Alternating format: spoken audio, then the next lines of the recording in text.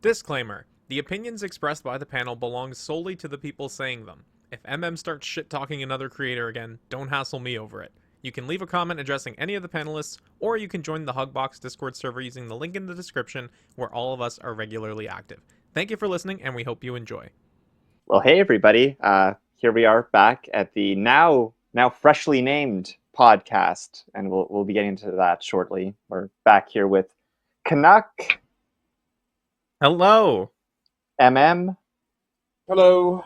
and our dear friend, the ultra-talented Mew. Hi. And I will now hand this over to MM, because before we get down to business, we have a very exciting announcement for you all. We have finally determined a podcast name. It took a little bit of working with Canuck to convince him on it, but we are now officially the Kaiju World Order. Yes, we received Matt's blessing as well. Oh, yeah, that's very important. So Where is Matt? I think he has stage fright. Mm. One day. I totally don't, of course, you know. All right, so let's get started. Mew, very, very talented cosplayer, is with us. She is one of my closest friends. You just won an award, didn't you?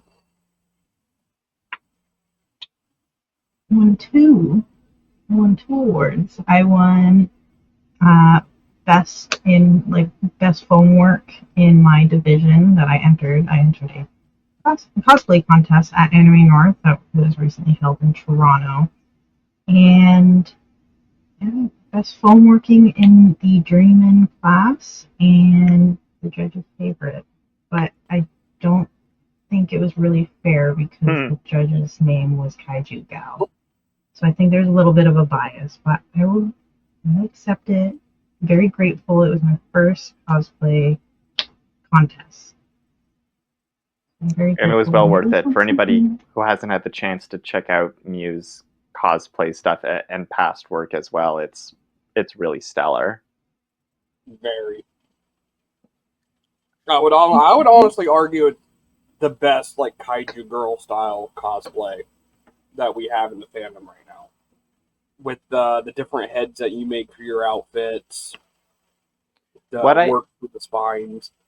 I think we've discussed this before, but something I do really like about your stuff, Mew, is the fact that like you'll go for kind of the more kind of like, you know, you like to show a little bit of skin, but you're still portraying the monster first and foremost, which is something I really love about what you do. Yeah. I like being accurate and comfortable. I don't want to make an entire Godzilla suit every single time I want to cosplay one of these characters. So being able to incorporate my body and the monster's body is pretty freaking sweet. And it's more comfortable. I'm not sweating. I'm dying every time I wear them.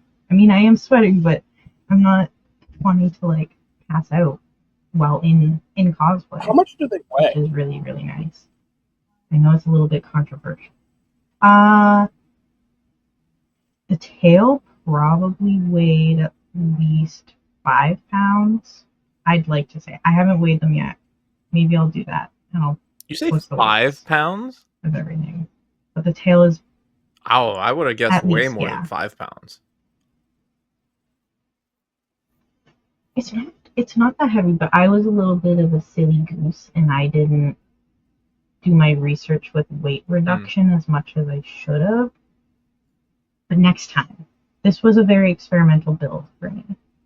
Now, for context, Mew did the evolved Godzilla from GXK. Now, did you choose that design simply because it's the most recent movie, or was it a design that was really calling to you? What was your push behind that? A little bit of everything. It was actually MM. He encouraged me to do it, and ever since I saw the evolved Godzilla, I kind of call him the BBL Godzilla. I got a little bit of a little slim thick. And he just kind of matched my kind of body. He kind of suited me, and I really wanted to incorporate a lot of LEDs. And this was a project that I was able to really, really push myself with, especially LED wise. I made all of this Yeah, fine. it looks great, especially at night. You could take, like, the way you did them spines, you could throw those on, like, a modern Ultra Kaiju, and it would just blend with the suit. Mm-hmm. I taught myself how to solder with this build.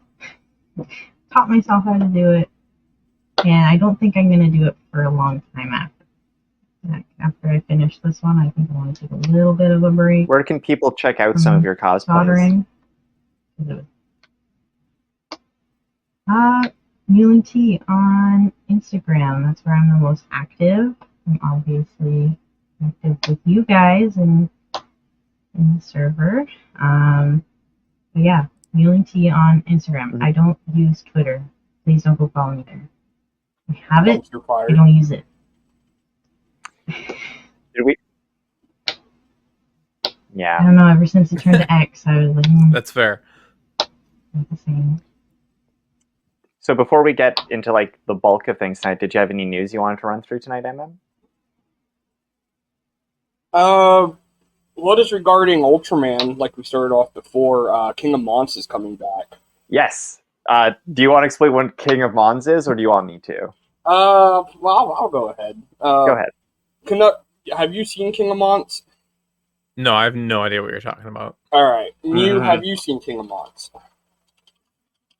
Alright, give me 1 second. I'm gonna pull up a picture because I was poorly prepared. It's the primary kaiju antagonist from Ultraman Gaia, Dyna, and Tiga Battle in Hyperspace. It's basically the manifestation of a bully's fantasies turned into a kaiju, and it's often regarded as one of the most memorable kaiju of the TDG Ultraman trilogy. So it's And it's- Gabara? It's the same basic principle, just way cooler. Yeah. Yes. Okay, and Emma it's sent me in the the photo. real world. Yes. Okay. Yeah, that's pretty cool. Yeah. And it Anyways, actually... sorry. Oh. Go ahead. It splits into different kaiju, with those like big wing appendages becoming another monster. I think it's Bajirus. Bajiras, yeah. Then the spikes that kind of like a mouth that run across the torso Mm-hmm. come off and turn into another monster called Skila. That I guess you can call it almost like a deep sea fish, where the mouth just like engulfs its opponent. And Okay. despite being a relatively popular kaiju, it hasn't been used at all since that movie. But, MM? What? Oh, I was handing it off to you. Oh, Yeah. sorry. Yeah, he's coming back in Ultraman Arc. We don't know the actual like details of what his role is going to be, though. Yeah. I do recognize him actually. I did see X Plus post a little thing about him. That's where I recognize him from. But that's it. I'm not a big Ultraman girly. Yeah, it got leaked via a Trying. crew member who was simply trying to show his name in the credits of a screener, but King of Mons was in the footage playing over the credits. So yeah, that guy probably got fired. No more credits for you. It's also the roar. I'm hoping they don't change it because it's like a modified Jurassic Park T-Rex roar. It's pretty. Oh. It's very 90s feeling, very 90s creature feature kind of sound design.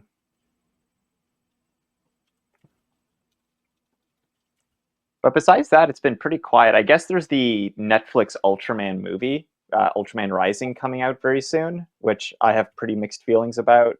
Same. But I'm reserving judgment till I see it.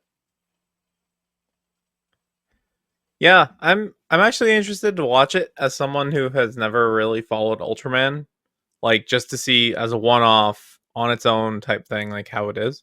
You know what? That might be interesting. Maybe we could do one where it's like and I, who are Ultraman fans, give our views, and then you, who has never seen a piece of Ultraman media, give us your view on it. Yeah. I've seen Well, I very know limited, so ARC starts in July, I think, right? Yeah, July 6th, isn't it? It has to be around there. I was already planning on doing weekly streams in the Hug Box for when the new episodes get put on YouTube, which YouTube puts them up for free anyway. So, Yep, July 6th is when the first episode airs. And it'll probably be a short watch. Most of these newer gen Ultraman shows tend to run like 25, 26 episodes long. yeah. And then with like a movie 2 months after the series ends. Which is usually really mid, or it just doesn't add anything whatsoever to the series. I still like how Ultraman X's was pretty much a clip show the first half hour. I actually like the Ultraman X movie. The last fight is really good. Like, I love Zygor. It's a cool kaiju. But besides that, that's all I think we have in terms of Subaraya Ultraman-related news. Well, there was some talk on... Well, Canuck, you sent me this. Talk on X about a possible quote-unquote fan-made movie. Oh, really? What? Of Ultraman? Yeah, remember no, not of Ultraman, but of Kaiju. They said they were trying to get their foot in the door and actually make a movie now. Oh, yes. Yes, our friends over at Dangerville are in discussions to make their own kaiju movie. They posted a piece of concept art. It looks like a lava shark type thing. So, do any of it? Because I don't personally know them. Like, again, Dangerville guys, since you seem to have gotten some attention from us the last time around, I don't have anything against you. I know nothing about you. But do they have any experience in the film industry whatsoever? This is what I was going to question, but like I was going to like phrase it really, really poorly. Yeah, I mean, I don't know. I know very little about Dangerville. I've yet to watch a piece of Dangerville content. Oh, you should. It's great. I mean, everybody starts somewhere. So maybe it's just like a little passion project. Are they utilizing like CGI, or are they going be alien shark into level, kaiju suits below Asylum? Even like Levantula and stuff. I'm gonna sound like a hater when I say this, and I don't fucking care. If they actually do make a movie, I'm expecting it to be even lower in quality than Asylum's Mega Shark movies, and it will probably be on a level as bad as a movie called Alien Shark, which is probably the absolute bottom of the barrel list horrible movie I have ever seen made from like the last decade. Yeah. If it is labeled as a fan film, you can't really go in with a lot of judgment. You have to go in expecting fan film, and I guess like can't really judge until you see it yourself. I'm not gonna say anything because I don't know them. I don't know. I've never watched. I'm just going off of them. The quality of their videos that they put out in general. And I will say this much, like you said, there's nothing wrong with pursuing a fan-made project because there's obviously lower stakes in terms of expectations, but at the same time, trying to get your foot in the door with a fan film is very odd. It's like a little counterintuitive to do something that isn't necessarily representative of what you want to do in the future. because Well, again, it's fan made. It's not. They're not doing a Godzilla fan made movie, though, are they? Well, oh, see, I when don't- you said fan film, when I hear the word fan film, I think you are making a film based on a licensed property, and Yep. therefore you can't do anything with it. So if it's their own property, then it's not a fan film. They're just making a movie. Yeah. Yeah, if they're making like their own little like dream So, project. no, which one is it? Is it? Good for them. I've Like, just I know I posted said- a screenshot in the Discord server. It's Like it looks like a lava shark, like a giant lava shark type thing. see, at a and it- glance, I thought it was a robot. It does looks kind of like look like a a- robot. It looks like a Michael Bay Decepticon type thing. Yeah, it's Um, a decent design. I hope it's not the monster for the movie though, because I can't see that design carrying an entire thing. But it's a cool standalone creature. I want to say it's AI art, but I don't know. And Well- speaking of AI art, Speaking of this, speaking of Emma. AI art, I apologize to whoever did the Destroya model that was used for Dangerville's clickbait video on Destroya being in the next monster confirmed. I apologize because I did not do my proper research and realize that it was an actual image and not Dangerville just making AI art. So that I apologize for. Was that a good enough apology? Like, no, it was a good analogy. I just saw that Mew posted the Leviathans from Avengers. How it looks very similar to that. It's a Dunkleosteus shark. You ever guys ever play the game Maneater? Yes. Do you remember how you can evolve the No. shark and one of them kind of looks like a Dunkleosteus?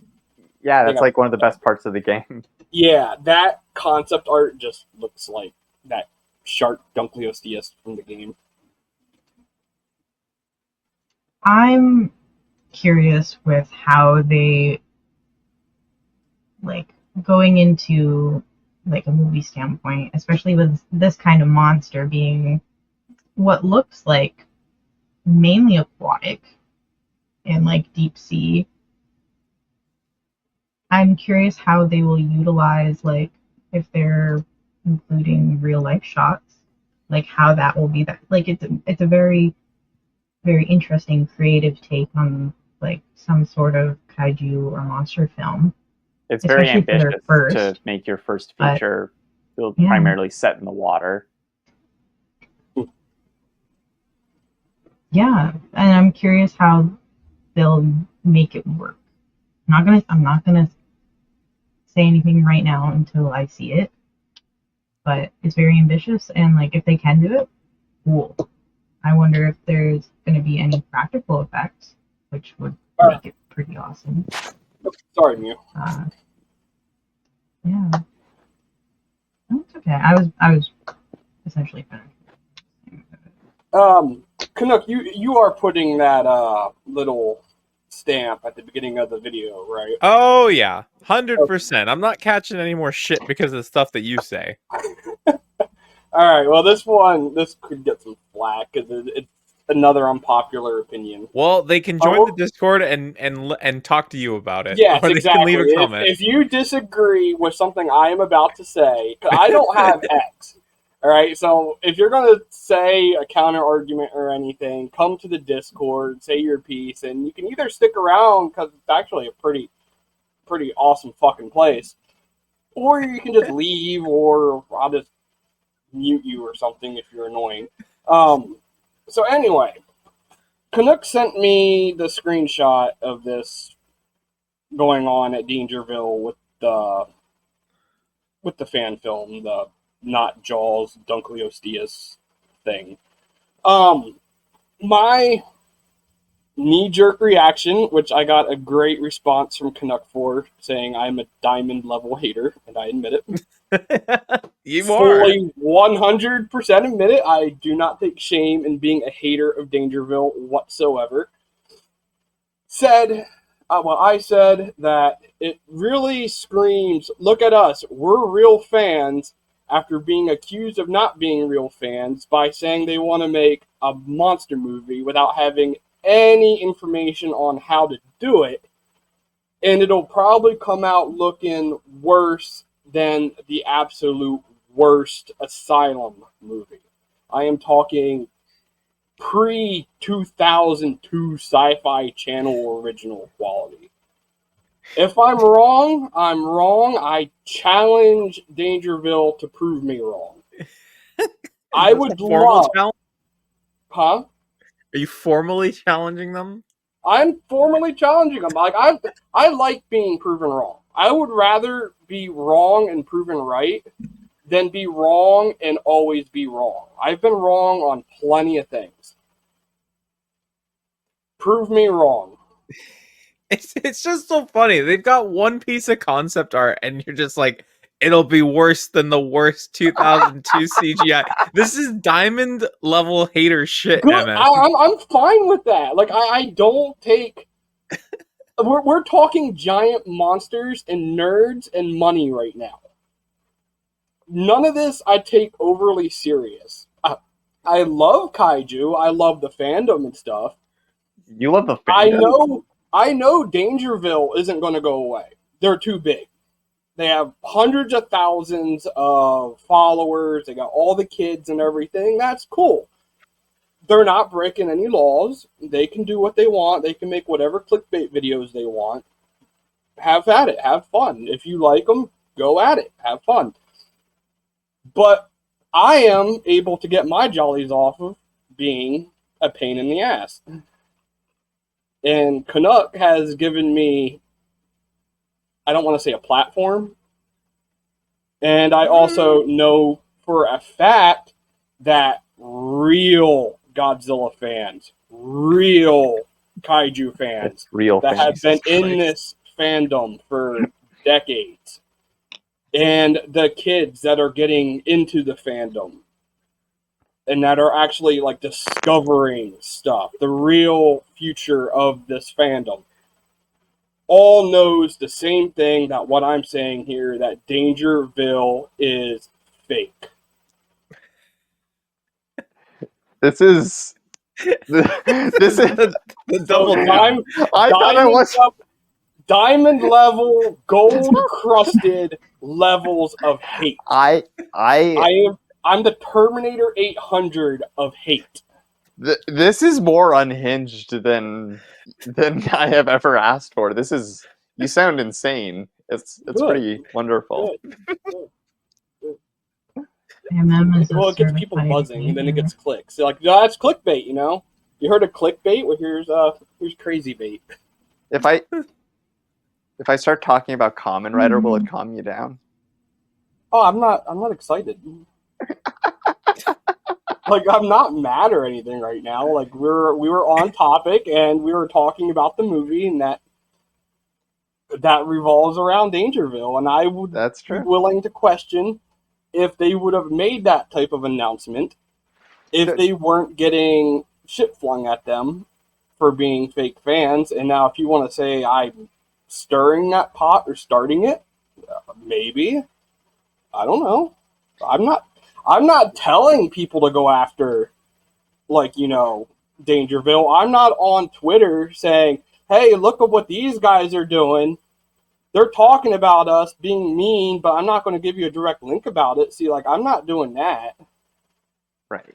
The only thing I really have to say is, like, to reiterate what I said earlier, I hope it goes fine. Making movies is very, very, very, very hard, unrewarding work. And tackling an underwater giant monster movie as your first feature, not even starting with a short film, a feature-length film, that is incredibly ambitious. It's going to be hell. I hope it turns out fine. That's all I have to say on that. Yeah. I tried to put my foot in the door film-wise, and it was so difficult that I just stepped back and I just went back to making my own costumes. I was like, Yeah, I don't I worked in want to do film it. for about a year, and then I decided to step away and focus on my own projects too, and I haven't looked back. It's not for everyone. It is hard work. Mm-hmm. It's also a really, really hard industry to try to get into. There's so many spots that are not open for just anybody. And like from my experience, me going into like what I was trying to do with special effects and prop making, just that alone was so difficult. Like I have certificates for lighting and set design and so many other things that, but it's still not, it wasn't enough for me to like get in.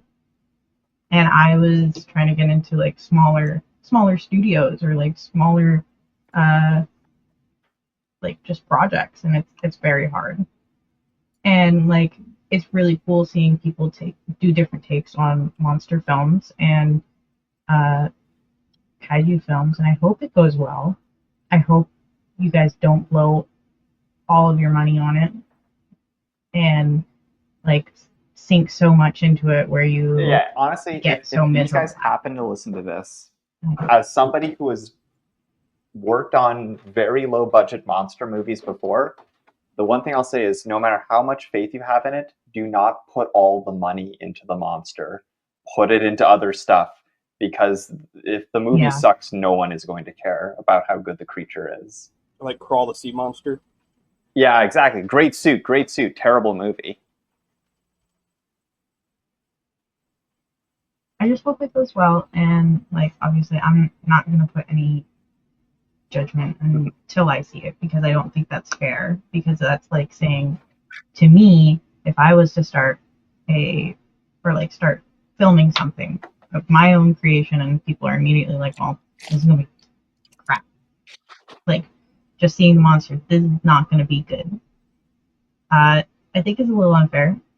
Like it doesn't matter who the people are. They could have said whatever, but I think until they put it out, I'm not going to really say anything. I hope they have fun with it. That's like the most important part, is to have fun. And I hope they do. Don't blow Do not spend your own on money on it. Get an Don't investor forget. or go the Kickstarter Indiegogo route. Whatever you do, don't go out of pocket, because that will ruin you. Mm-hmm. I would love to be wrong, is all I'm saying. And that's fair. I'm sure if and when the movie comes out, we will watch it legally. We will watch it through legal methods, and we will review it fairly. Agreed. Yeah, I think until it comes out, we should kind of hold a lot of judgment back. And then you can do whatever you want. But I'm going to stay on this side. Kind of shifting topics here, I guess we should touch upon the fact that rather unexpectedly, Toho graciously decided to let Godzilla -1 loose onto North American streaming platforms. Yeah. Hands on that Japanese. So yesterday, earlier in the day, I had a couple of friends reach out to me, and they were like, "Hey, it looks like Toho's gonna drop Godzilla -1 on Netflix," and I was like, "Excuse me?" And this was like as they were teasing on the official Twitter, they were like, coming soon, but like we didn't know what that meant. And they were like, yeah, it's going to drop on Netflix. And then like 30 minutes later, I started seeing the reports. They're like, oh yeah, it's going to be released on Netflix, which is, it's very surprising. It's great. Harold over at Figure Mania Show, he's based out of Taiwan. He's able to watch it for the first time because it was not released over in China or Taiwan. So he got a chance to watch it with his wife, who is, I think, like a casual Godzilla enjoyer by like the stretchiest of definitions, but even she enjoyed it, which is great to see. But this was actually one of the topics I wanted to talk about, because the movie dropped on Japanese Netflix. I think it was May 4th. It was May 4th, so it was less than 30 days ago. And there was this huge discussion in the community about piracy and like, you know, illegitimate means of watching the movie being completely justified as a result of Toho failing to reach, I guess, licensing and distribution deals with their geographic partners. Yeah. See, well, I'm sorry. I'm gonna wait till you. Do you have more to add to that? I guess the only thing I was gonna add to it was that, like, I just feel like that was a very narrow-minded way of thinking about it. It's that Toho did not succeed in striking fair deals or acceptable deals with all of these distribution partners. Therefore, it is morally justifiable to pirate the movie. I feel like that's a very loose So justification.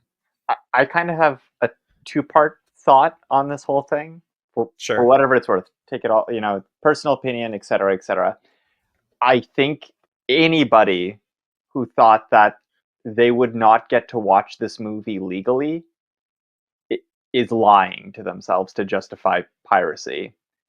Because there was no way, there was absolutely no fucking way Toho was ever going to let something this successful on such an international level not make more money overseas. That was never going to be the case. You are all aware of this.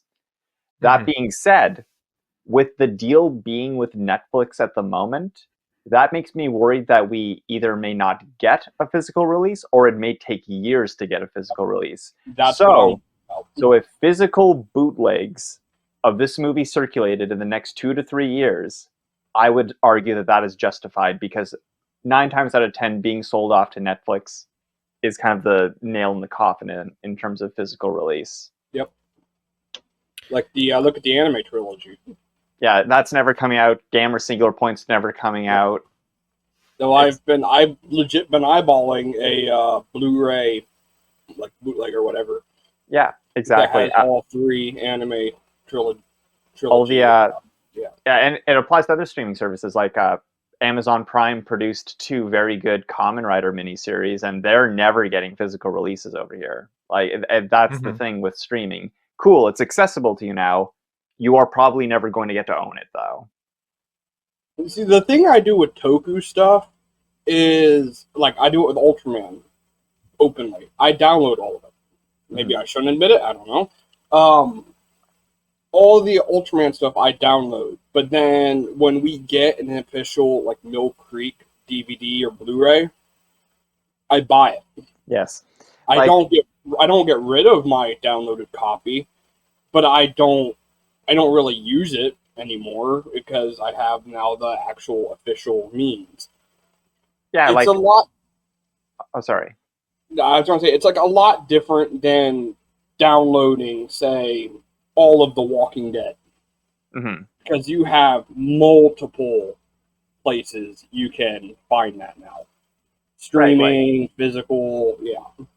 Like, there's no reason for me to torrent The Simpsons. It's incredibly accessible for me. But, like, if I want to watch Kamen Rider, I have, like, 5 shows I can buy, and I already own them. I have to download the rest. I literally have no other options.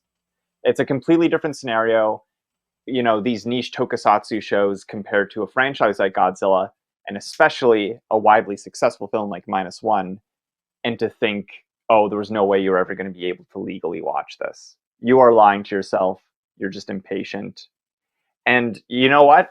I will say this about piracy. In some ways, it saved a lot of movies. Like, a lot of movies would not be in circulation had they not been bootlegged in the past. So I get a lot of the logic behind it, but in this particular film's case, come on now. Yeah, I definitely agree with the idea that I think folks are just trying to find some backward justification to watch the movie through illegitimate means, which, like, I can understand. Like, it's a great movie. It wasn't necessarily the most accessible film, even though it was probably the most well distributed Toho Godzilla film. It was accessible enough that me, living in the middle of nowhere, Ontario, got to see it 3 times theatrically. It was that accessible. So right. Yeah. Now the Netflix, the nail in the coffin idea. I don't know if this means anything or if it eases any of your worries. But at the same time that it went available to Netflix internationally, it was also available digitally on platforms like Google Play Store and other digital storefronts, which like most Hollywood releases will host these digital copies prior to a physical release. Whereas I don't think things like Gamera Rebirth or the Godzilla anime trilogy or Singular Point, I don't believe those have ever been made available for digital purchase. See, that's something I should have known beforehand. As far as I knew, it was only on Netflix. But the fact that it is available through other services does put that fear to rest, more or less. But also, with the digital purchases, there's no promise that you get to keep those purchases True. forever. They can That is take it true. away from you anytime they want. So that's another thing that's Yes, really that disappointing. is absolutely true, and that's true for any digital copy that you own, like through Google Play or what was it before, like Ultraviolet? It used to be called. Yes. Before that got sunsetted. Yeah. Yes. Even with like Amazon Prime, like you're paying for a subscription, but also you have the option to buy a movie and then you quote own that movie. But there was like that whole thing of like them taking that movie off their platform and you no longer own it. And so you pay for something, you think that you can go and watch it anytime, but then you can go back and it can be gone. And like I'm really going back to a lot of like physical media now because of the like there's no promises with keeping media on the internet or like on streaming services. And so it's more reliable to have all your like, media in your hands. And like I've seen the argument online that if purchasing a digital copy does not mean owning it, then piracy does not mean stealing it. Yep. Yeah, I would choose to remain relatively neutral on the subject, but I will lean towards agree on that. Yeah, well, it is now. The movie's out. It's available to I think pretty much everyone around the world, which is amazing. And yeah, I was scared that we weren't going to get it. That's totally fair, you know, because I thought it was a U.S. thing. No, it's only. everywhere. And like, and this is hot on the heels of the Godzilla Store US officially announcing that they're no longer going to service Canada, which is a huge bummer. Oh my gosh. Yeah. What? Okay, I just got the -1 soundtrack, like the vinyl. Yeah, all pending orders. From the Godzilla pending store. orders will remain open and they will fulfill them, but they are no longer doing it. They're no longer sending things to Canada. Great. You're gonna be. is now by the middleman. Yeah, lucky I love you all so much. Yeah, you are a proxy. Y'all should just join the United States of America. Somebody's gonna hear that and think I'm serious. Maybe someday. Own it. No. I can't bring Gino. I'd love to, but I can't bring Gino. The housing is so cheap over there. Is Gino your iguana? But I love my Gino more. Yeah. His species is illegal in the US, so I can't bring him over. Oh, well, speaking of Gino, you love Godzilla 98, don't you? I do. I got my tattoo. That iteration of the character or the movie itself? It's from the I think the trading card. No, I meant which do you love, the character or the movie? Oh, I do enjoy the movie because of how influential it was for a lot of people. For me, anyways, too. But I do love the character design. I think it's just a big iguana. Well, I think it's because it's like it's supposed to change its gender to birth eggs. So I think both apply. Yeah. They. Oh, which makes this a great first podcast during Pride Month. Thank you, Mia. Oh, there you go. The fact that hasn't like, Godzilla has always Godzilla said says trans rights. like the fact nobody has like turned Zilla into like Of some course. sort of like Pride Month icon. It's because we adopted little Godzilla for that instead. Well, did you see the Godzu band? Oh, yeah. Pink Zilla. Very cute.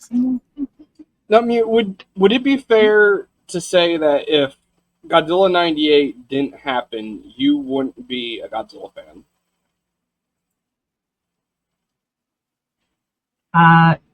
If it didn't happen, I'd still be a Godzilla fan.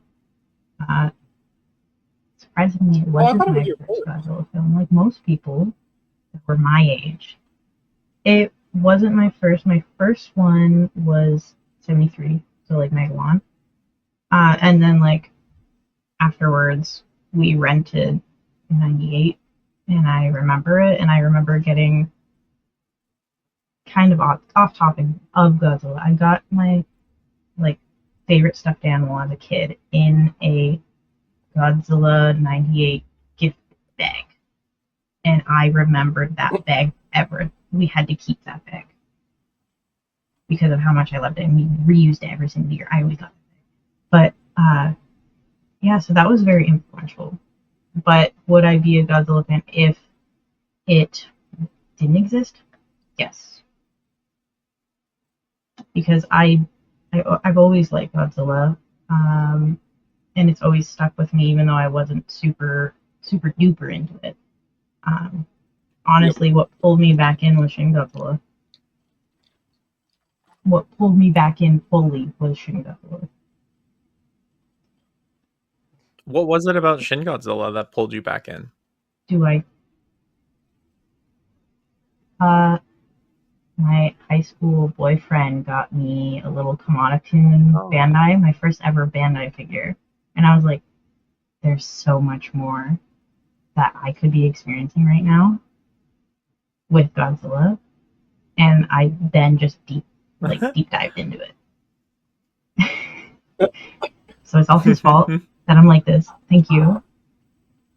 But also, I'm in debt. I think 2014 pulled me back into Godzilla, but Shin Godzilla is what got me to toy collecting. So I think we kind of share the same curse there. Yeah. I just saw 2014 in a really horrible theater, so I didn't get to You have a what theater? enjoy it as much. The theater I saw 2014 in, the speakers were like blown out. So anytime Godzilla roared, it hurt. It hurt. Yeah, small town theaters. Yeah. Alright, do any of you have any like strong feelings towards Godzilla '98? There's actually a reason I'm asking this. Towards the movie itself. Like in general, towards the movie, towards Yeah, I have some pretty strong feelings overall about it, in like varying directions. So like, much like Mew, it's not the movie that made me a Godzilla fan necessarily, but it is the earliest memory I have of Godzilla. Like, the earliest memory I have is my mom buying me the toys because at 2 years old I was already into dinosaurs a lot.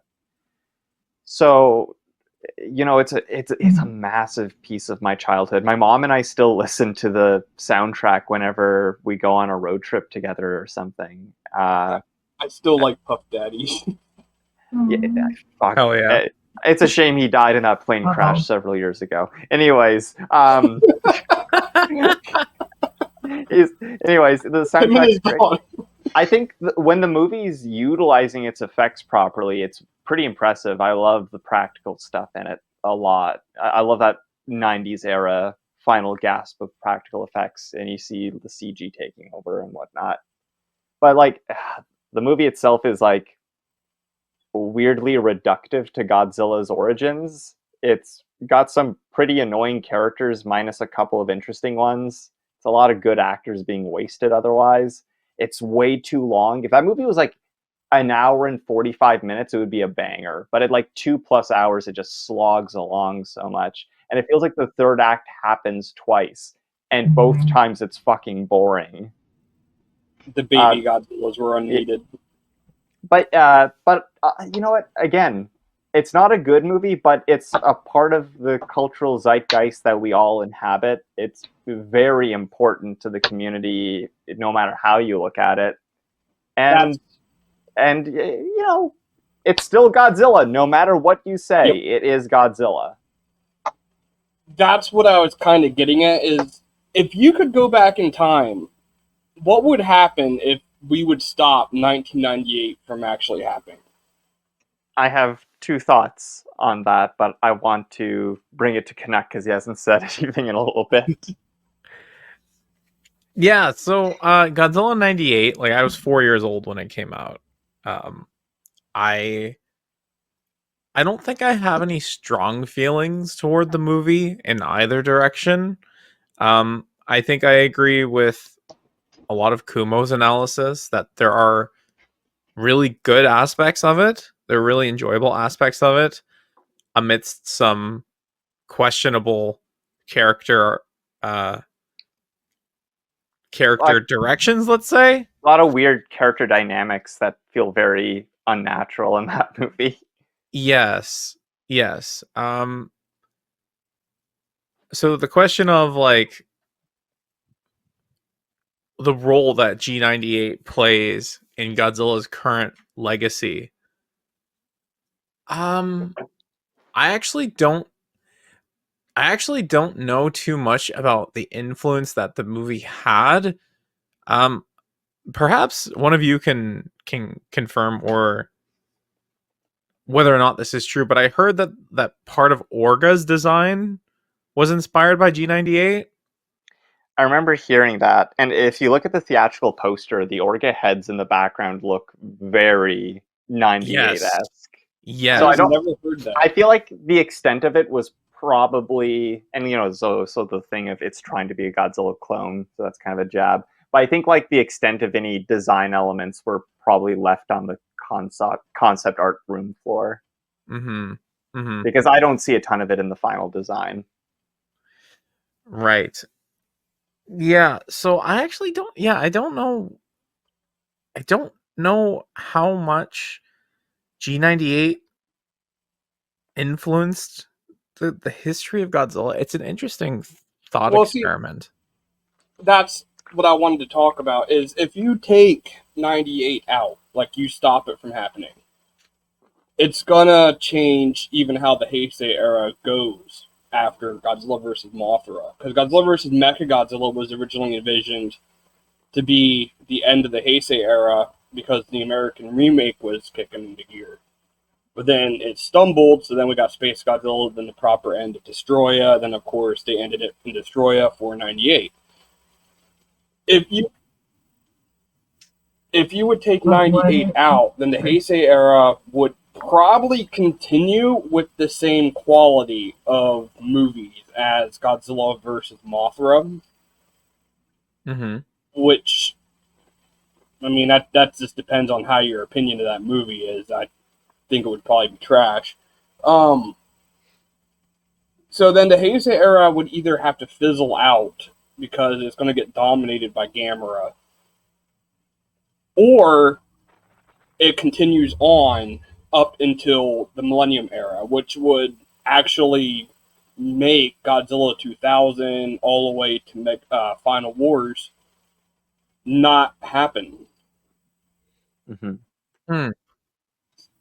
Yeah, so if you like 98 is the reason why the Heisei era ended, and but I'm saying if we didn't get 98, would we have gotten Stan Winston? I think maybe that'd be cool too. Yeah, because I have like kind of two variables in mind. So like in scenario A, where the 94 John DeBont Stan Winston movie gets made, but the 98 one doesn't. I don't know, because I'm sure we've all read that script at this point, and it's better than the 98 script. It's more of a traditional Godzilla movie, but it still does some pretty weird shit that I don't think fans would have been happy with. It does a lot of Gamera stuff. It does. It's very Gamera, Guardian of the Universe-esque, which is weird because it predates it by 2 years. So is that a... I don't know. So, I think that if that film got made, it still wouldn't have done all that well. And I think fans still wouldn't have been happy with it. And Toho still would have rebooted things just earlier. Maybe in this scenario, Toho makes a Godzilla movie in 1998. But in the scenario where neither movie gets made, I think the only thing that changes is that there's like maybe a slightly longer gap where Toho just doesn't know what to do with Godzilla. Maybe we get some more weird multimedia shit between things, and then later we get the same basic string of movies. Who knows? I feel like we definitely would have gotten a different, legendary Godzilla. Design-wise. I would And hope. even, I mean, in my ideal plot-wise. scenario, now that you mention it, we get the kind of darker first movie that Gareth Edwards wanted it to be, where Godzilla was still the threat. You mean darker in tone, right? Because No, it could not be darker in lighting. Yeah. No, I do mean in tone. Yeah. Kumo's turning into one of those, make them like 2014. I like 2014. No, I like 14 too. I'm just giving you shit. I like how you felt the weight of that movie feels so visceral and tangible in a way that American blockbusters just never do. We were very lucky to get that movie. I don't think the Monsterverse would have kicked off without it. No. I think Godzilla would still be dormant for at least another 5 years if it weren't for that movie. Yep. Man, Well, we also have to thank Skull Island. well, even Shin Godzilla probably wouldn't have happened without 2016. Or not, 2014. 2014, yeah. Yeah, that movie did a lot of good, no matter what anybody ever has to say about it. And it's very validating to be here 10 years later when I remember in 2014 in my first year of film school being told that movie didn't make enough money to leave a lasting impact on anything. I still love... There's an article about Godzilla 2014 before it came out saying Godzilla's box office poison. Yeah, you sent that to me. I love that article. Yeah, the article's not aged well. I don't think Godzilla has ever necessarily been box office poison. It's just that people view it that way because 98 overspent on its budget, which made it difficult to make an actual profit. And then 2014 was given the dub treatment and got treated like a dubbed Godzilla movie. That's all there ever was to it. The problem with 98, and I know, like, you guys say you really like it. Like, I don't hate it as much as others do. I don't like it. I just accept it. Yeah. I mean, it's a Godzilla movie. I just rank it one of the worst. The directors, Roland Emmerich and Dean Devlin, were not fans. Like, they criticized the character, they criticized the franchise. They went into it with the attitude of, let's fix this. Yeah. Which you shouldn't do with a classic property like that. That's it's sort of like, I don't know if you all heard the George R.R. Martin quote recently. No. Where he was basically saying that one of Hollywood, I get like Hollywood, but also like modern television shows, one of their biggest issues right now is that you have this influx of people who come in and they're handling these properties that have existed for a long, long, long time that people cherish so much, and they basically come in with this attitude of, oh, we can do it better. Yep. And they're just shitting the bed across the board on it by not treating them with the respect that they deserve. Yeah. Thankfully, Godzilla's not falling under that. If you would have told me 15 years ago Godzilla would be going mainstream and not being taken as like goofy children stuff, I would have laughed.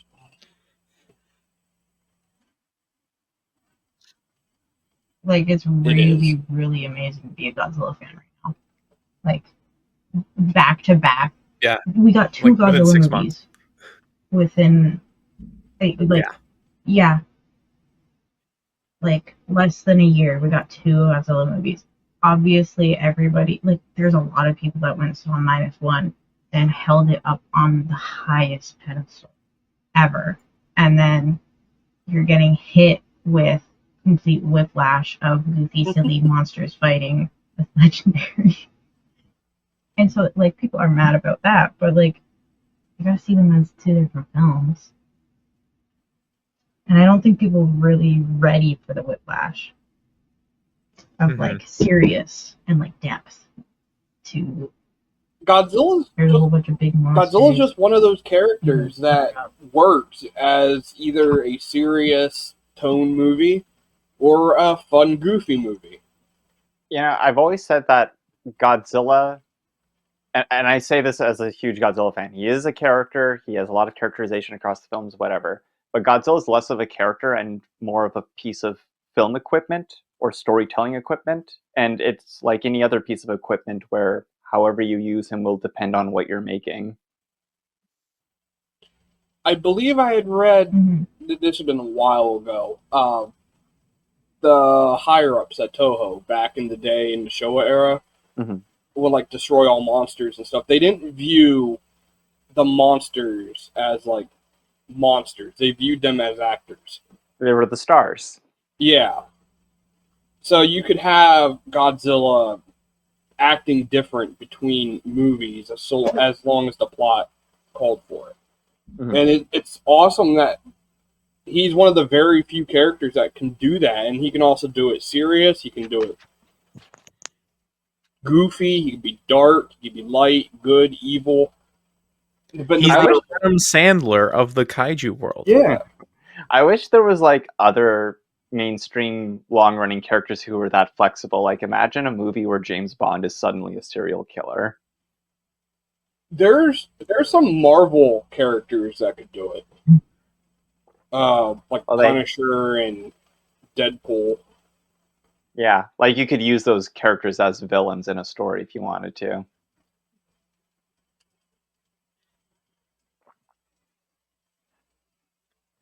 Now, I mean, circling back around to what you were saying about 98, though, I think that we did end up with the best possible timeline overall, because, like, Godzilla 94 is still more interesting as a what-if than it would have been as a movie, and because of 98, we got a pretty great string of movies. Maybe not all the Millennium ones, depending on who you are, but, you know, still got a lot of great stuff out of it. The other thing with Godzilla, just in general, is like, there's it's true. At least one Godzilla movie for you.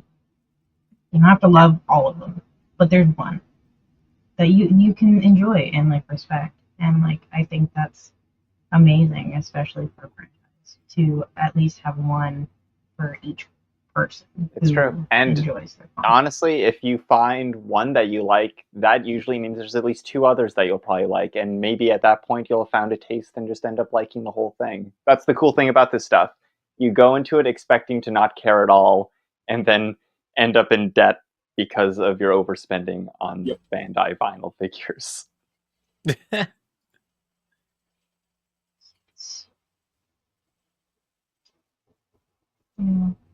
Without 98, we wouldn't have the timeline we're in.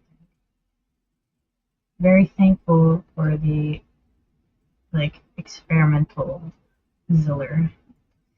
But also, if you're a fan of reptiles and you don't like 98, you're a fake fan of Yeah, reptiles. I always liked the fact that, like, yeah, this is going to sound weird, but I'm glad they abandoned Godzilla enough as a concept to go in such a bold direction, because it's a very cool iteration of what a heavily mutated iguana would look like.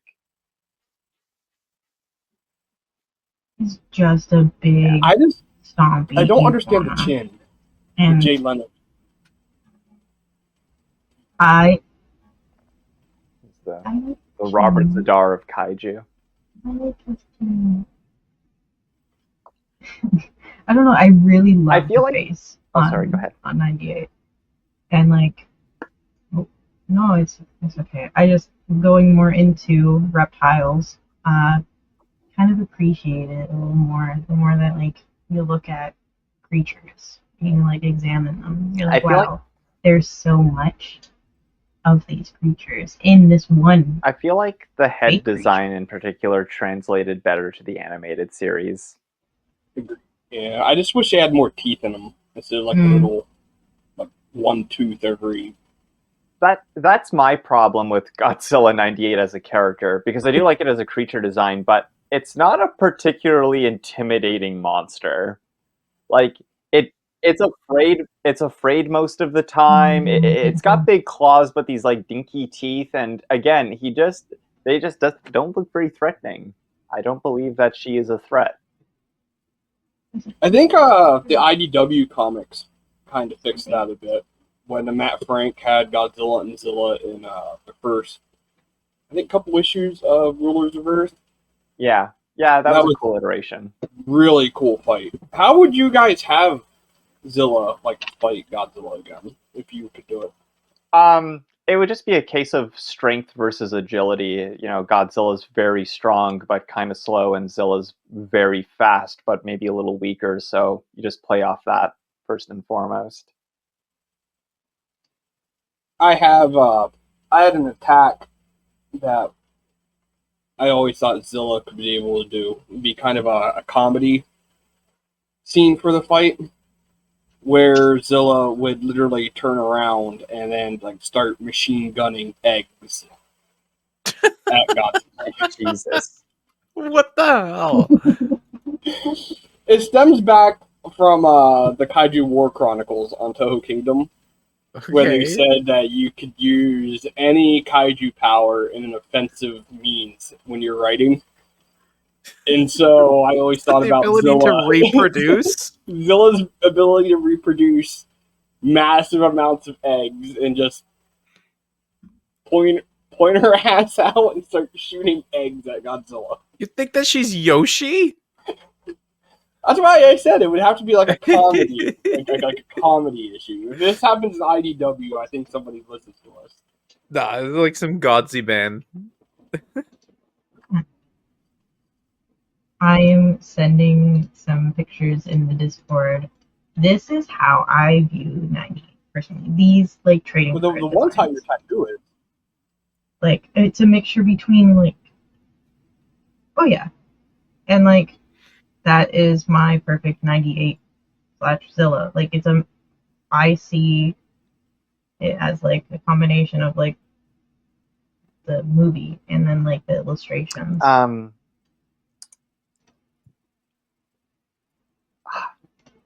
You know what, Canuck? I feel so stupid. You can keep this in just to embarrass me, because I completely forgot that thought. Okay. Uh-oh. Uh-oh. Oh, Is there anything else we need to cover tonight? Oh, I thought you had something else to say there. No. I completely lost that thought. It's long gone. Yeah, like, Well, yeah, do you actually, want to go we have like, more into huh? cosplay? The cosplay situation.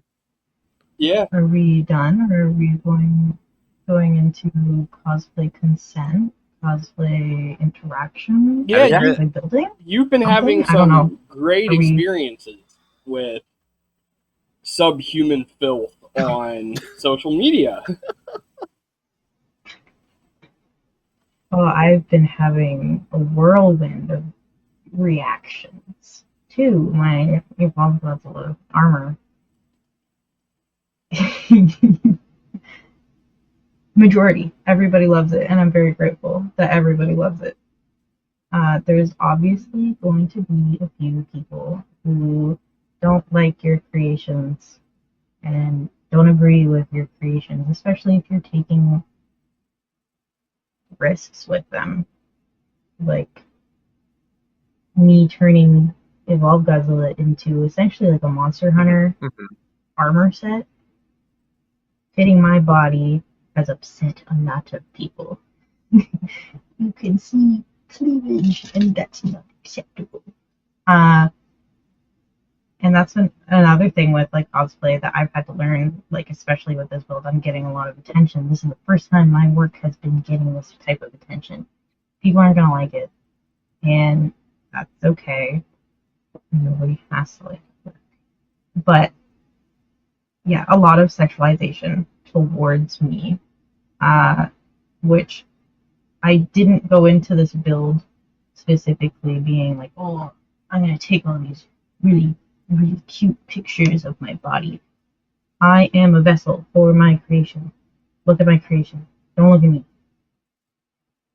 It's not accurate, but I hope, like, what I hope people can do is just appreciate the art and, like, the time and, like, the effort that goes into these costumes. Like, even with every other Godzilla girl cosplayer, that's their own take on everything.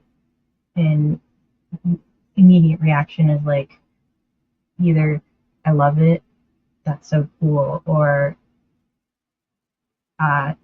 you look really, really, really nice, like you're so sexy. Like, can you marry me? Like, or you have, ew, that's disgusting. Why did you do that to Godzilla? Right. I know I'm kind of all over the place with this, but that's how it's been. And also being compared to other cosplayers, it's been really tough to just When you receive accept that criticism and whatnot, do you like make an attempt to open it up as a conversation, like try to gain some insight as to why they feel that way, or do you just try to brush it aside? Most times, like, one of the most common comments I've gotten with this is like, oh boy, you're sexualizing the lizard. And I just simply respond like, I'm not. The only one sexualizing it is you. I'm just making something that will fit me and I'm comfortable wearing. So I don't want to make an entire accurate Godzilla suit that I can't move in. People are so like stupid. Correct. Yes. I'm just gonna say what everybody's thinking here about people. They're fucking stupid. So you, as I said, I love your work. Like, I watched you build this from scratch. There's nothing overly sexy about the cosplay. It's no more revealing than a one-piece like swimsuit that you'd wear to the beach. The people. I'm wearing more than a one-piece swimsuit, honestly. I'm technically wearing more than a one-piece bathing suit. I'm covering most of my legs. I'm covering my arms. The people that are pissed off and are sitting there saying, "Oh, well, it's too sexual," and crap like that. These are the same type of people that probably go to the beach and then can't go on the beach without popping a boner because they see a girl in a bikini. So, like, don't even listen to them. They're not going to go away or anything, but they're just insignificant little. Sorry. No, I was going to ask another question. I'm sorry. Fine. Go for it. I kind of didn't have anything more to say other than like the same things I said before, where it's like, I know not everybody's gonna love it, but the majority does like it, and that's all that I can be thankful for. And I'm really grateful that people really like this So one. I guess something that brings to mind is when you are at the convention itself and you're actually like physically there showing off the cosplay, showing off your work, do you find you get similar reactions from people in person as well? I don't get as many like reactions of like marry me or like are you single. I get those online. But in real life I had a lot of positive reactions, like people running up to me like Godzilla, oh my god, Godzilla, you look amazing, or like how long did it take you? Like just people asking genuine questions. I only had one bad reaction in real life at the past con, and it was just somebody calling me a whore. Don't know the person. I did know the person. It was also like 12 a.m. almost, so I was assuming they were drunk. But whoever you were, I'm sorry that my costume made you think that way. But it's okay because everybody else loved it. Yeah, everybody was yelling like Godzilla to me from their cars. Like I had to walk from my hotel to the convention center along like a pretty busy like, bridge highway connection. And I'd have people yell from their vehicles, "It's Godzilla!" And like, it was a pretty cool experience that way. Like, and people walking past me, like if we were walking on the sidewalk, they wouldn't see the full extent of like the tail until they were passing me, and you wouldn't hear any reaction until they like were fully passing me, and they're like, "Oh my god!" Like that's really cool because they wouldn't see all the lights until they'd get to the back of me. Yeah, full like full circle of every single reaction, I think, which is good. I think nobody can really make something without judgment. If somebody makes something without any judgment, I think there's a problem, personally. But the thing is like also with cosplay consent, don't go and touch cosplayers. Please do not go up and touch them without asking. Ask them if you can put your arm around them. Please. Or like if you want a spicy picture. If you want like a spicy looking picture. I'm not gonna put my hands on you. Don't put your hands on me. The most I will do, I will hover. You can hover. If you don't mind, don't touch me. If you don't mind me asking, like, what is it like in your experience? Trying to like understand the mentality of this a little bit. What is it in your experience as a cosplayer that you think drives people to think it's okay to do those things?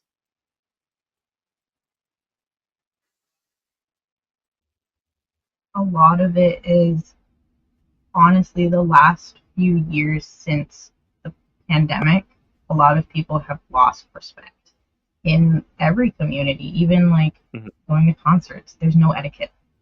There's no like concert etiquette anymore. And a lot of people have to relearn or learn because they see all these things on TikTok now, like all these events, like, wow, this is really, really, really cool. I'm gonna go attend, and they don't know how to act. But another part of it is that people sometimes get so excited to see their favorite characters be brought to life by all of these really talented cosplayers. They forget how to react. It doesn't give them any excuse to do that, but I think it's also just part of learning about going to these conventions, and like a lot of people at these conventions do have a lot of social anxiety. I have social anxiety going to these events, so it might just be like social barriers. for some people too. It might be really, really hard for them to communicate. And like in that case, just maybe learn a little bit. But like, I don't know. I've noticed a big difference with post-COVID experiences to cons. And it's a lot more, like, I guess, quote, unhinged. I just think it's a lot of, like, if you go out on the street and somebody just gropes just another person without consent, without, like, reason or anything, most times they're going to get knocked out. Either by a stranger or the person they're with or something. And I'm kind of surprised you don't see that type of stuff more often at conventions and cosplay stuff. There used to be way more of it. It still happens. There used to be an old term called glomping.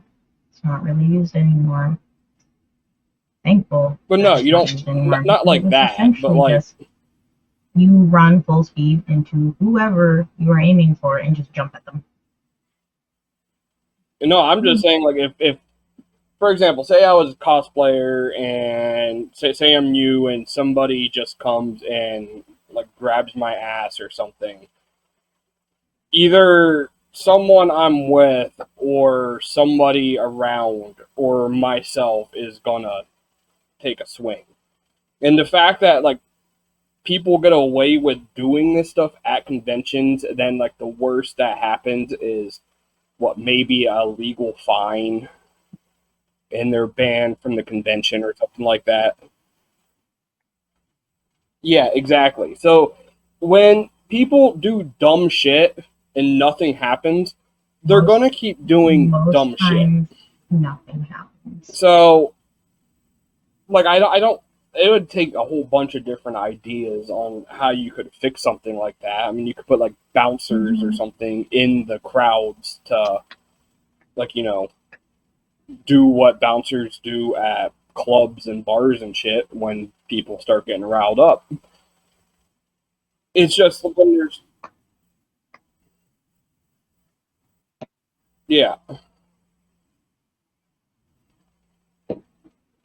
Cons do have security, but not that kind of security. Yeah, but still, yeah, like when you're at, like, you don't hear of people getting molested when they go see professional wrestling.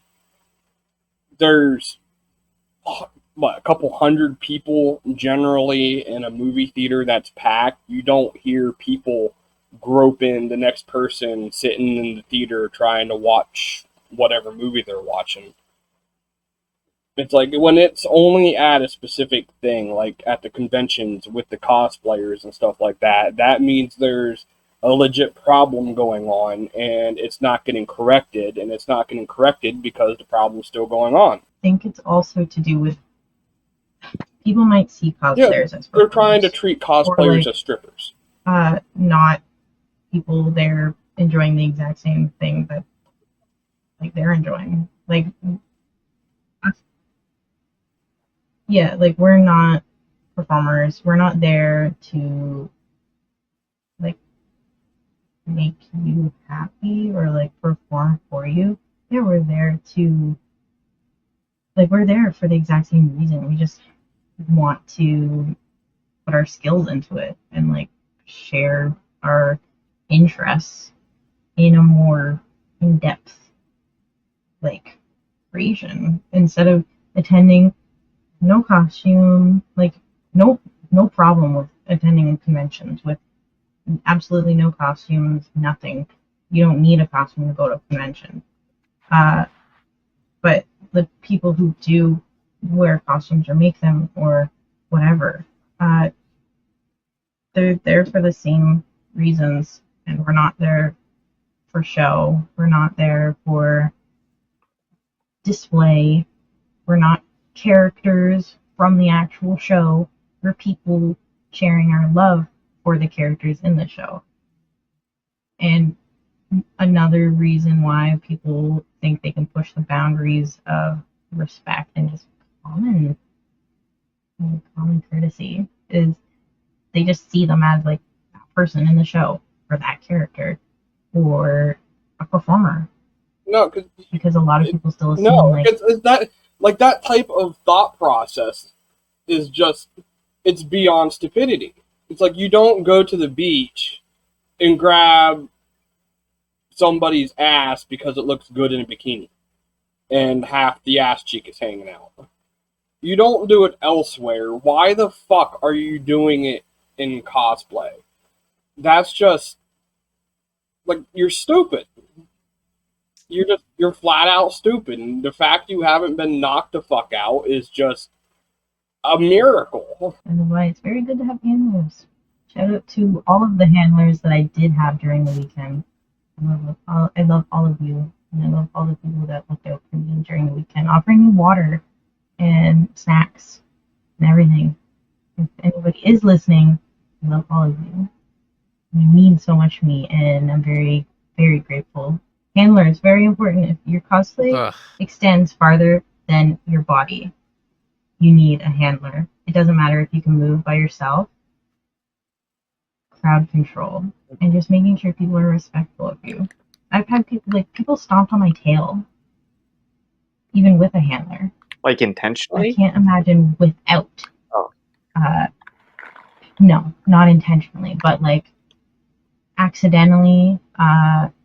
People like would trip over it, and so I had my handler like, hey guys, like just be careful, please. And everybody turned around and they were like, oh my goodness, like so sorry. And like luckily everything was fine, but even like in those moments where I can't see what's going on behind me, I have somebody looking at me. Yeah, there's a lot of things that go into cosplaying, whether you make your own or you don't. No, it's all right. And there's It's all no good. problem with people that don't make their own. Some people just can't, and that's fine. Oh, nothing's still alive. Yeah. Sorry, I'm really bad at this. Yeah, sure.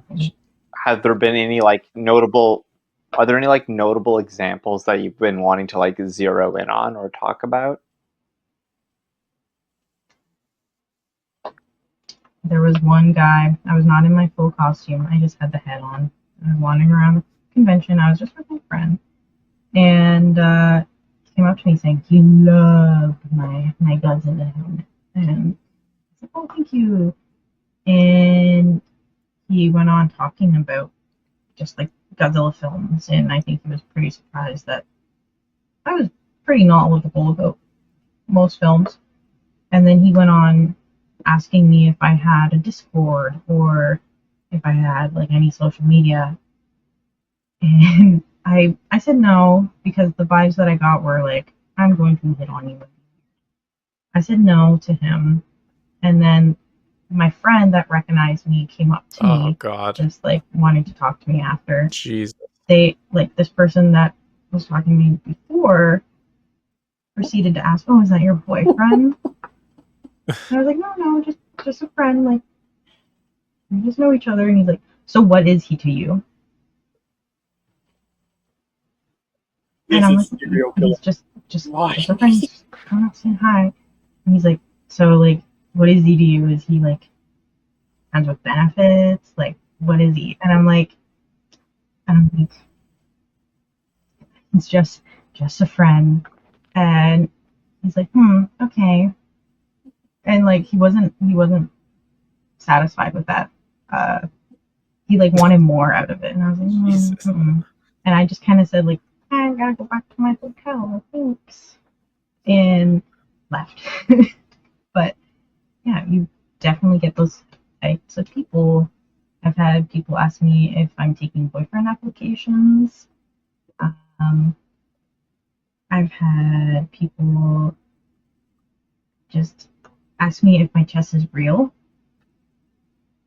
I've had people ask me like if my body is real, like if it's all natural.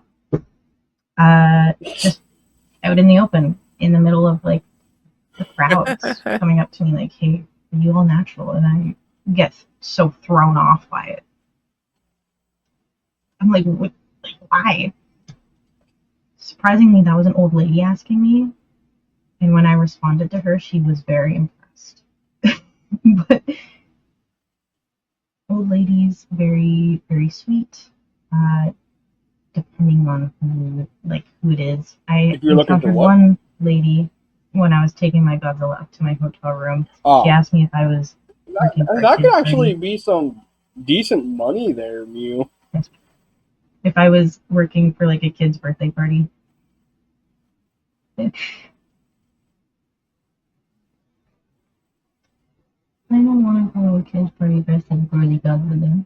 Maybe once I have Oh, my 98 what's your build. 98 build gonna be, Mew? Kanuck, if your kid likes Godzilla growing up, I'll come visit with my 98 build that I have planned.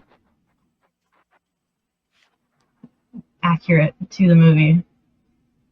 No girly bits. Going full suit. It'll be my Godzilla suit. Do you think you're Maybe going it's to a big attempt one some finally. like extra stuff with it, like how you had the LED lights on this one? Maybe do like a green one in reference to the cartoon series. I'm only doing one LED. One big LED in the mouth. Because 98 doesn't have an atomic breath. It's kind of just got fire. So I'm gonna have one big orange LED, and Now you're doing it like the those raptors that are often seen in videos and stuff online with the suits, the human legs, but with the body of the raptor. this like universal raptor suits you see, like blue, and like, walking with dinosaur suits. That live show. Yeah, I'm excited. It's gonna be my next big build that's gonna push me probably to my limit. If they have, it's not on the internet that I have been able to find. And I'm hoping I can document it and make some really neat videos of it. So then people can. I want more people to make dinosaur suits. I want more dinosaur suits out there. So I hope I can inspire people to make it. To make more. I want more dinos. Well, I love dinosaurs. I guess we can probably move on. Canuck, I know you wanted to talk about Spiral. Did I want to talk about Spiral? Spiral was in the list. Yeah, and that was before we got Mew into this. I thought we wanted to talk about your recent pickup. That would be Spiral. True. Are we talking about the recent things that people have been coming out with more openly about the company? But didn't they just reveal something? They revealed their Hall of Fame Shimo. I haven't been keeping up with Spiral. Way out of my price range. But I Yes, well, Hall of Fame is meant to be the common man's line at Yeah, okay. $250 a statue. Jesus. I mean, See, I stay out of all big. this. That's ridiculous. They are big, aren't they? are they bigger than like a like foot 30 tall? centimeter scale? Yeah, I guess. Let me see. Hall of Fame. I But want to say it's about a foot tall. I don't know. With like all of the things that happened with like their 2019 Ghidorah, I've Yeah. kind of stayed away. Just with that release alone, I'm kind of like, I don't want to sink nearly $1,000 into one statue and maybe not receive it, and then get blocked when I'm like, hey, where's my dinosaur? You just get banned from the Facebook group. Yeah, and then they go like, I am Spiral. Yeah, so the statue, the Godzilla Evolved, is 10.5 inches tall, 7.2 inches wide, and For about 16 inches long. $250? Let me get my $270 US, which For is something that's 10 basically inches tall. yeah, It's like pretty much it's like $400 Canadian. Fuck out of here, man. That's pretty much an Ichibanzo. Yeah, and the Ichibanzo is like like maybe half the 100. price. Yeah, if that. Fuck Yeah, outta I here. just got my recent one for Canadian prices, like 175 at the convention. I remember when they announced they're not marmots, yes. and they were like confirmed to be over $240. Yep. Screw that shit, man. Just Yeah. absolutely. As somebody who collects and who's been in the game now for over 20 years and who has marmots and bull marks and all these other ones, screw that. I do want to give a shout out to somebody on Facebook who is actually selling me a 2019 Spiral and the actual color scheme that I was excited for. For how much? It's like he's selling me 2 figures for $225. That and a Godzilla 2019. No, that your other one was 2020. Oh no, 2021. Yeah. The RIC with the glowing spines. The X Plus. Yeah. That's wild that you're getting both of those for less than the SRP. Yeah, On for Spire- the Spiral. So yeah. So yeah, his name is Antonio Donald. Actually, that's how old it is, Antonio Donald. So if you do hear this, told you I was going to give you a shout out. Thank you so much for this deal. And Spiral, go away. Yeah, you can go away now that MM has his toy. Yes, Is exactly. there You're still not getting my people- money. Is there still people that haven't gotten their 2019 Ghidorah from them? It's a good question. I think there are still some people that got defective units that are waiting for replacement parts. How long has that been out? At this point, it's been a couple of years, hasn't it been? Isn't that what that exchange was about on Facebook, where the guy One who of them, runs yeah. Spiral is like, I am Spiral. It's kind of reductive, but yes, that is how the conversation went. If you Can you order directly, Can you From, imagine like getting hold of like a restaurant or something like that, and you try to talk to HR because you're having an issue, and you're like, "You need to stop talking shit. I am Denny's." McDonald's." it's like you guys gave me food poisoning. I'm McDonald's. I am Arby's. I am Walmart. But also, Fuck out of If you- here. if you order from like the Rick site and you get a defective item, you contact them, they'll send you a replacement. Like, no real questions asked. We're talking about And, like, Spiral? No, like X Plus. If Oh, you X order Plus. from the Rick site, they'll send you a replacement if it's defective. And That's pretty cool. like, if it's been years of 2019 Ghidorah being out and people still haven't gotten it or haven't gotten replacements and they're stuck with a faulty item that was over $1,000 worth. Yep. I'm trying to figure out who's buying like $1,000 Spiral Mothra larva. But the thing is like people Like- who like these premium statues. That's Yeah, all they collect. Instead of these little itty bitty bits in between, they sink their money into big, large scale statues, which I've done with like X Plus, but I won't go farther than that. I agree. I get what you're saying and stuff. Like, I understand the allure of the big scale, all right, statues. Again, big scale, over $1,000 Mothra larva. No, the Mothra larva was like a vinyl. Was it?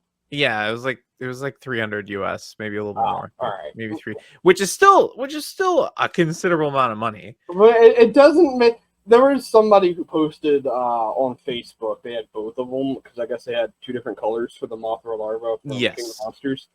Yes. And yeah, they look great. I'm not gonna lie. But Oh, I'm Christ, glad there's you just like 480. corrected me on the price because as soon as I saw that, I was like, wow, that was like more than what I had to put down on my car. Yeah, so I had a theory about this, and I was talking to some friends about it.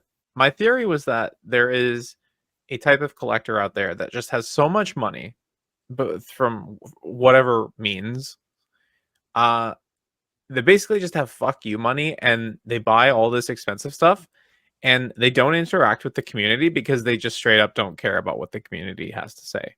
They just live peacefully, which in some ways I think is actually quite peaceful. but I think that's why you don't hear from a lot of these folks that buy these things, because they have better things to do. If you Now- have this amount of disposable income, you probably just don't interact online. On that note, should we bring ourselves to the random monster generator once again?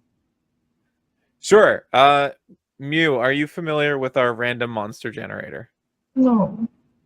What is it? So we will each be assigned a classic Toho monster, and we are responsible for coming up with a way of integrating them into the Monsterverse. I actually had a very in-depth conversation while I was at the convention the past weekend about putting in monsters into the Monsterverse. It was like at least 2-hour conversation while I was in the pool waiting for the rain to stop. Oh wow. Okay. Yeah, it's okay. So you're prepped then. You're ready to go. It was more so like what I want. Probably get something better than Manda this time. Well, let's hope. So, Mew, as our special guest this episode, I'm not going to make you go first, but I will ask you to select who goes first. And it could be yourself. I want MM to go. Okay. It's always me.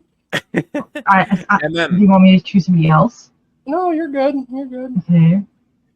MM, I would like you to select a number between 1 and 4. 1.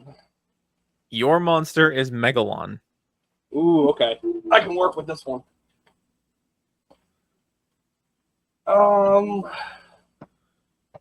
Alright, so Megalon would be just another Titan that would come from the Hollow Earth originally, but it would be able to like tunnel its own entrance points, which makes it a pretty big threat for like Monarch and humans in general, and plus Godzilla. And it's able to like constantly evade Godzilla. I would then have Megalon get either hurt or killed by Godzilla at some point in the movie, possibly early on within the first 20 minutes or so. And then the body gets picked up by either Apex or Monarch or whatever, and they start using the same technology that they used for Mechagodzilla and Kong's Beast Glove, and they're pretty much trying to make their own Titan, like a bioweapon. And so then we get Megalon, who looks a little bit more traditional at this point, with like, metal drills for hands. The horn would probably be metal at this point and conduct electricity. And it would be like this big anti-Titan, man-made Titan to fight Titans. And it's going after everybody or every kaiju that it gets sought after, and eventually it would get hijacked and have to get Godzilla to fight it. Okay. That's solid. That's pretty involved. I do like the idea of Megalon like creating these entry points kind of at will.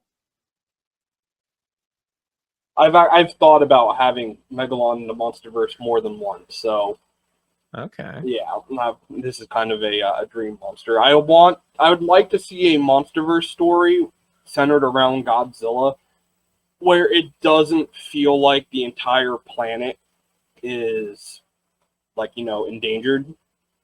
Yeah. And like a simple Godzilla versus Megalon story with some like human hijinks and villainy going on, I think would be able to do that. Okay. Cool. MM, you get to pick who goes next. You. Okay. Give me a number between 1 and 3.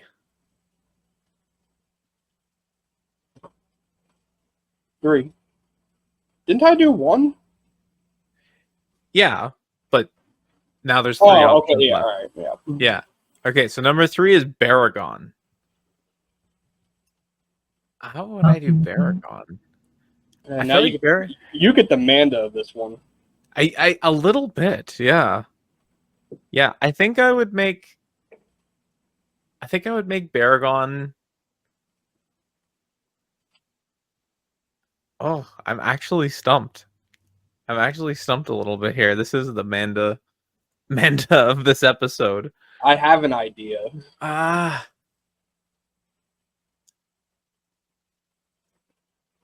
Was Baragon ever associated with like lava? I can't remember. In the Atari games, his rage attack, he goes underground and makes a like mini volcano blow up. So Okay. it's there. Like I don't think anybody would be really against it. I mean, look at Rodan; he wasn't, and they made him volcanic. That's true, but that also means volcanoes have been done. Ah. Well, just move where Baragon comes from. Hmm. We already got the Frostbark. Yeah, we do have the Frostbark. Huh. I'm actually like at a loss because he's so like I'll say I think Baragon's better to work with than Manda. I don't know if I agree with that. I would say Baragon just kind of hibernates in the ground, and then just like appears whenever he needs to. Like I feel like he's a mountain kaiju. Well, yeah, he pretty much is. Yeah, but like Monsterverse wise, like he just hides in the mountains, and then like if something comes around, he's like, oh, okay. Be like a Doug. Yes. Yeah, Like he a, could like be a like Doug the Janice character. Doug. Yeah. Yeah, maybe he doesn't need to be huge and monstrous. Maybe he's just He's just there. There's maybe he's There's kind of a like per- Anguirus in Singular Point, just kind of hanging out in the wild. Yeah. there's a perfect prehistoric animal to base a Baragon on and fit in the Monsterverse. Oh, you just sent it to me? Yeah, it's a Dictodon. Mm, They were like pretty much yeah. groundhogs of like I think they were pre-dinosaurs. Mm-hmm. I think, you know what I think? I'm for Baragon. I think I might make like a species of Baragons that at some point this sounds so silly, but at some point they just need help from like Kong, and Kong needs to like rescue them. they're always like getting into They're getting into trouble. hijinks. Yeah, they're Right. like I can build on that if I can for a second. Yeah, go for it. You go for All it. right, so instead of having Baragon as like a species, Mm-hmm. introduce the Dugs as like the underlings of Baragon. Okay. So the entire movie or whatever would be Kong with the Dugs going to save their alpha or whatever, Baragon. Yo, ship it. Make this movie. Yo, Dangerville, new concept. Baragon first. Don't know. Now they'll just put it in their direct-to-video movie. like honestly go for it though. I want to see that. I'd be down to see it. I'd be down to watch it. I don't know. I just think like Doug's design translates pretty well to a Baragon with Yeah. Yeah. adding some like the ear flap things. Yeah. Did you guys? I don't mean to like change the subject here, I'd have to dig for it. But did you guys see there was artwork posted of like an air Baragon? Because we have No. Sea Baragon in the manga, then we have like actual Baragon for the ground, and then somebody drew Baragon, like Sky Baragon, flying via the ear flaps. Like Dumbo. It's like Dumbo. Sort of, but they did it in like a realistic manner where they extended like all the way down to like his tail. Whoa. Wow. So they were like Big delighted. Dumbo. So it I know, looks like it Batra. looked really cool. Huh. Okay. I don't know about Air Baragon, personally. Aragon. Aragon. I Oh, think that's taken. yeah. No, it's okay. All right. Mew. Number Okay. between 1 and 2. Oh. I guess 2. You have Between- Gabara. Aww. One of my least favorite Kaiju, honestly. Bumpy green bean. Hmm.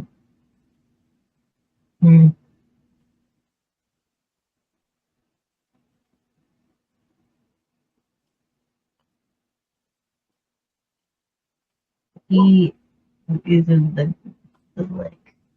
crevasses of Hollow Earth. You would be like in the depths. You don't really find them. I'm not a big Gabara person, so I haven't really gone into the lore of them. He could be like a loner, solitary ogre just hanging Yeah, out in the that's depths. kind of what I was thinking, and takes his power from some of the elemental whatevers are in Hollow Earth, because those just they exist there. Kind of also taking from Singular Point and how he climbs. Oh yeah, Salunga. Yeah, I don't know. That's kind of Gabara, right? Yeah. I think it was like Yeah, Gabara Baragon. Gabara-esque creature. I think he just stays in the depths, in the cracks and the crevices, and if he comes out, Kong's like, get back in there, and he's like, come out. He tried challenging Kong and didn't win. But I'd like to think that rock climbing is definitely a big thing. Yeah. Yeah, I like the climbing aspect. Yeah, that was not good for me. Not a good one. No, in contrast to last episode, MM seems to be doing the best this time. All right, Kumo, that leaves you, and the last monster on the table is Titanosaurus. Oh, easy peasy. Mhm. Okay, well, I'm me, so I'm not going to go the simple route. I'm going to go the weird, convoluted, but in my mind, dramatically interesting route. So I would try to do some iteration of Dr. Mifune and what's the name of his cyborg daughter again? Katsura? Katsura. Except Katsura would be 2 separate characters, twin sisters, and one of them dies prior to events in the movie. And he discovers an undersea organism that absorbs the DNA of other organisms and attains attributes, including memory. So he finds it, and it's already absorbed a little bit of some kind of dinosaurian creature, so it has a dinosaur shape to it at this point. And he gives it some of the DNA of the dead daughter, which gives it her memories and creates a link between it and Katsura. So Katsura controls Titanosaurus rather than like instead of being a cyborg, she is like a flesh and blood human being who has a psychic connection with this dinosaur that has the memories of her dead sister. That is my take on it. Jeez. Design Holy crap. wise, I don't. It reminds me of Tammy and the T-Rex. Yeah, there's a little bit of that in there. It's much bleaker though. At the end, Yeah. it would gain consciousness, realizing what it is, freak out, kill its father and its sister, and then allow Godzilla to kill it because it does not want to be alive. design wise though, would you keep it like Showa, or like did you like Singular Point? A singular point in the sense that because it's something that kind of just absorbs DNA and changes. The design would alter over the course of it, but it would pretty much end on a Showa style design. Like almost all of these cases, my favorite scenario is like the Shin Ultraman approach, where it's very similar to the Showa Kaiju designs, just rendered in CG. I want them to give Titanosaurus baby up treatment. I think she deserves it. So yeah, She that's deserves a little blow up. evil, like existentially tortured human dinosaur hybrid. That is my Titanosaurus. That is super convoluted. Yes, I thank fucked you. with it, I'm very though. proud of it. I think that's the one I'm the proudest of so far out of all of these. I like it. It's I very DC. I actually really liked the idea of Titanosaurus being the subverted expectation for a Godzilla -2 adversary, and Titanosaurus having like some kind of sonic screech that disorients Godzilla and prevents him from using his heat ray to just instantly kill him. Like Godzilla Unleashed. Ooh. Yeah, similar to that. I mean, it'd be cool. Like, Titanosaurus is one of those monsters that doesn't get much attention anymore, and probably with Legendary holding the reins for the big like adversaries, at least for a little while. Maybe I need to make a cosplay of her. Bring her back to everybody.